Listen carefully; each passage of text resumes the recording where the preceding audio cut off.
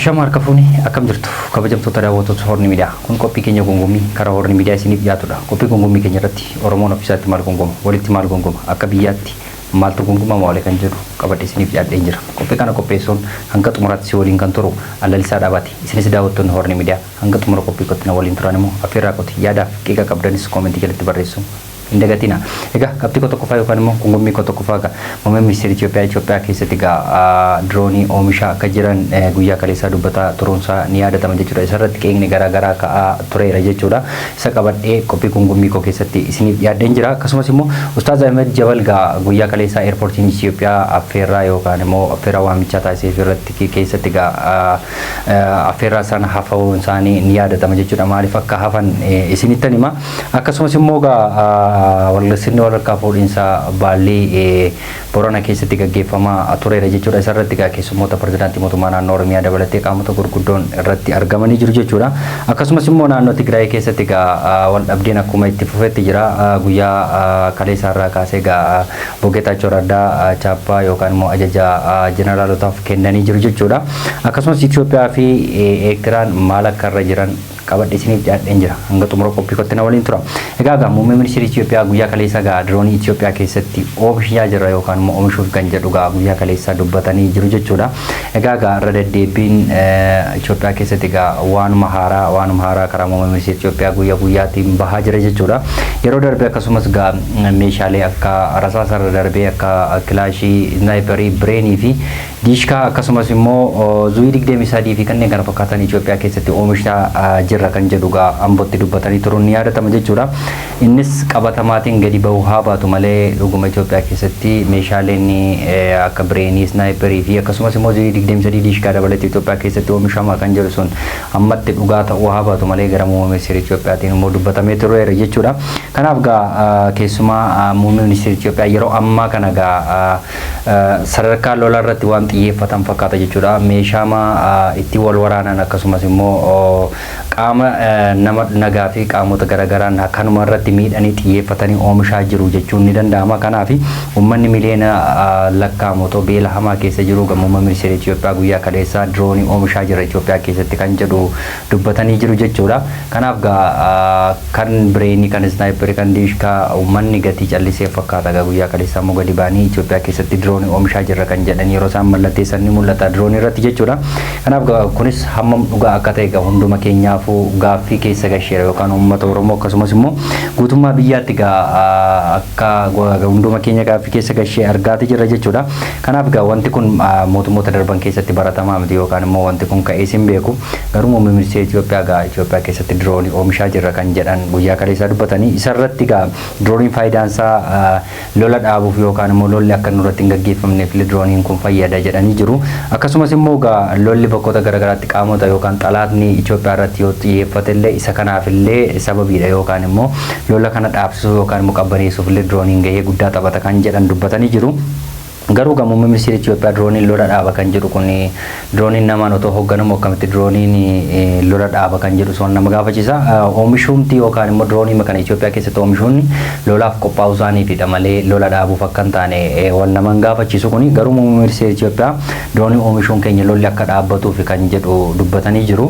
Garuu wanti kun uummata Oromoo biratti yookaan akkasumas immoo sablammoota Itoophiyaa biratti gaaffii guddaa kaasee jira jechuudha. Kanaaf qaamni namni yookaan nam tolcheetiin drooniin erga hojjetamee namaan erga hoogganama ta'e drooniin akkasumas faayidaan droonii lola keessatti gahee guddaa akka qabu beekamaadha. Drooniin akkasumas immoo lola qilleensaa akka ta'e kanaaf drooniin akkamitti otoo namaan ajajamu Itoophiyaa keessatti lolli haa dhaabatuu fi droonii oomishaa jirra jechuun kun gaaffii guddaa ta'uunsa waan hafee hin fakkaatu. Gama hundumaafuu muummee ministeera Itoophiyaa guyyaa kaleessaa iskiyaakoonii droonii yookaan maqaan drooniitii akka jedhamti guyyaa kaleessaa oomishaa jirra kan jedhu gadi bahanii dubbatanii jiru.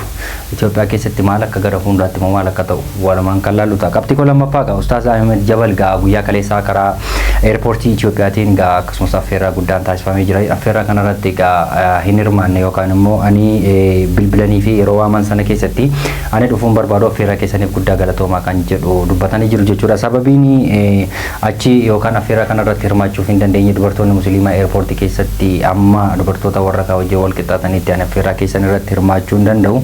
Kanaaf gaafa dubartoonni musliimaa eerpoortii keessa galanii akka dubartoota warra kaanii hirmaatanii affeerraa keessan irratti hirmaachuu danda'a kan jedhuuf gaaffii deebisanii jiru Ustaaz Ahmed Jabal jechuudha. Kanaaf gaa Ustaaz Ahmed Jabal kun egaa bara wayyaanee irraa kaasee amantii musliimaaf nama gahee guddaa taphateedha jechuudha. Sadarkaa hanga ammaatti nama ummata musliimaaf aarsaa guddaa kaffaledha. Kanaaf nama eerpoortii Itoophiyaatiin affeerraan taasifamee fi dhiisanii yookaan immoo hafuuf murteesseera. Akkasumas immoo amantiin hundi wal qixa kan hin taaneef akkasumas dubartoonni musliimaa eerpoortii keessa dhiibamaa waan jiranii fi ani isaan irratti amma isaan achi keessa galeen hojjetanii irratti hirmaachuu hin danda'u kan jedhuuf gaaffii isaanii deebisanii jiru. Akkasumas Boorana keessatti jechuudha. Sirni baallee walharkaa fuudhinsaa gaggeeffamee jira jechuudha. Sirni baallee walharkaa fuudhinsaa 72ffaan gaggeeffame kana keessatti pirezidaantii mootummaa naannoo Oromiyaa Obbo Shimallis Abdiisaa dabalatee qaamota garaagaraa dabalatee irratti argamanii jiru jechuudha. Kanaaf yeroo dheeraaf amantii keessumaa amantii abbootii gadaa akkasumas immoo namoota gurguddaatu kana irratti hirmaatee baallee 72ffaa wanti achi keessatti ta'ee fi keessummoota dabalatee guyyaa har'aa achitti argamanii jiru. Pirezidaantii mootummaa naannoo Oromiyaa fi qaamota garaagaraa amma sadarkaa federaalaatti argamanii jiru jechuudha. Kanaaf guyyaa har'aa achitti gaggeeffamee jira yookaan xumuramee jira jechuudha. Inni taanu walli naannoo Tigraay keessatti keessumaa Obbo Geetaachoo Raddaa fi Gabratsoon Gabramikaa'el gidduutti walirra gaggaareffannaan yookaan immoo aangoo irratti walitti dudubbachaa turuun ni yaadatama jechuudha. Kana irratti akkasumas immoo muummee ministeera Itoophiyaa dabalatee qaama gidduu galaatiin dudubbatama akkasumas walgaaleeffachaa turuun ni yaadatama Obbo Geetaachoo fi Dr. Gabratsoon Gabramikaa'el. Garuu walga'iin isaan guyyoota muraasaaf gaggeessaa turan guyyaa kaleessa xumuramee jira jechuudha.